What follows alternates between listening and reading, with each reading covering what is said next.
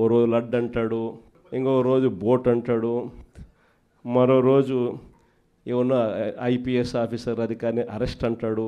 Current బిల్లులు shock కొట్టే విధంగా అప్పుడే పెరిగిపోతున్నాయని చెప్పి మళ్ళీ ఆ టాపిక్ నుంచి డైవర్ట్ చేసేందుకు ఇంకొకటి ఆయన చేసిన లిక్కర్ స్కాములు మనం ఇంకొకటి మీద లిక్కర్ స్కాములు రుద్ది ఇంకొక లిక్కర్ స్కామ్ అరెస్ట్ అని చెప్తాడు.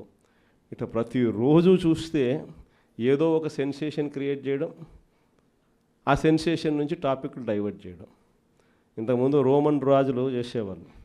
ప్రజల్లో వ్యతిరేకత, రోమన్ రాజుల మీద వ్యతిరేకత ఎక్కువగా వస్తూ ఉండేది అని చెప్పి అప్పట్లో వాళ్ళంతా గ్లాడియేటర్స్ అని ఒక గేమ్స్ నిర్వహించేవాళ్ళు.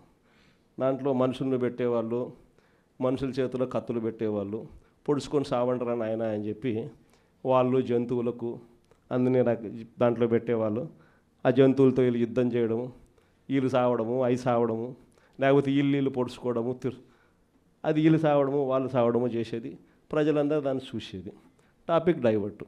లేదా రాజెట్ట పరిపాలన చేస్తూ ఉన్నాడు, దాంట్లో రేట్లు ఎట్లున్నాయి, ప్రతిరోజు ఒక డైవర్షన్ టాపిక్, ప్రతిరోజు ఒక డ్రామా. ఇలాంటి పరిస్థితుల మధ్య రాష్ట్రం జరుగుతూ ఉంది.